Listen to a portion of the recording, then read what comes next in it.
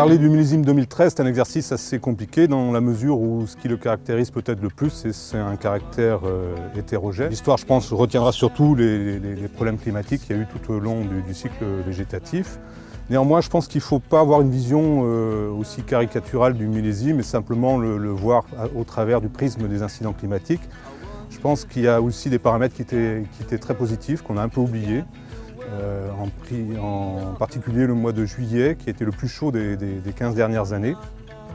Donc cet élément est à prendre en considération pour comprendre un peu mieux ce millésime et avoir une vision moins caricaturale. Je pense qu'au travers des dégustations, ce qu'on peut ressortir globalement, c'est qu'on retrouve un équilibre plus septentrional, c'est-à-dire des degrés alcooliques plus conformes à ce qui se fait actuellement, enfin ce qui se fait habituellement sur le Bordelais. Des structures tanniques moins denses, mais avec des tanins quand même de bonne qualité. Et surtout une grande fraîcheur aromatique, une palette aromatique qui s'exprime sur le fruit frais. Ce millésime clairement a été sauvé et on a aujourd'hui des vins certes en très faible quantité mais qui développent de très belles aromatiques. Les vins n'ont aucun caractère végétaux puisqu'on a eu un très bel été qui a quand même permis aux raisins de mûrir. On a dû vendanger très rapidement. À la Lagune, on a vendangé en 9 jours au lieu d'1 mois habituellement. On a réussi à gérer ces conditions assez difficiles. Ce millésime est né un peu dans la douleur, garde ce mois de retard qu'il a depuis le départ, donc les vins sont beaucoup plus jeunes que ce qu'on a l'habitude de déguster habituellement. C'est un petit peu les raisons pour lesquelles à la Lagune aujourd'hui je ne me sentais pas prête à faire un échantillon assemblage définitif. Les premières impressions sont toujours très agréables malgré tout, malgré un millésime qui partait assez difficile, parce que je fais partie de ces exploitations viticoles qui ont subi la grêle malheureusement.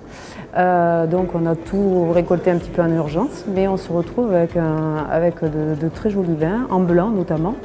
On est plutôt sur des vins frais avec une belle tension, de très jolis arômes.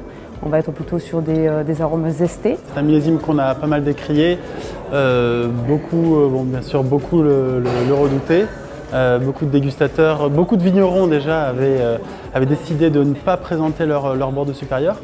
Mais on se rend compte aujourd'hui, après 2 jours de dégustation, que le public, le professionnel est plutôt agréablement surpris. On a de la couleur, on a du fruit. Alors on n'a pas des structures comparables à 2009 ou 2010. Finalement, moi ce que j'ai goûté à droite à gauche, et puis les vins que je goûte, mes vins, les assemblages, c'est plutôt bon. Je ne vais pas dire que c'est très bon, mais c'est plutôt bon. Maintenant, c'est les volumes, quoi. Voilà, c'est bon, je fais 30 hecto-hectares, si ça se trouve, je vais en faire que la moitié de grand vin. C'est pas encore tout à fait défini ce que je vais faire, donc ouais, c'est bon, mais c'est peu.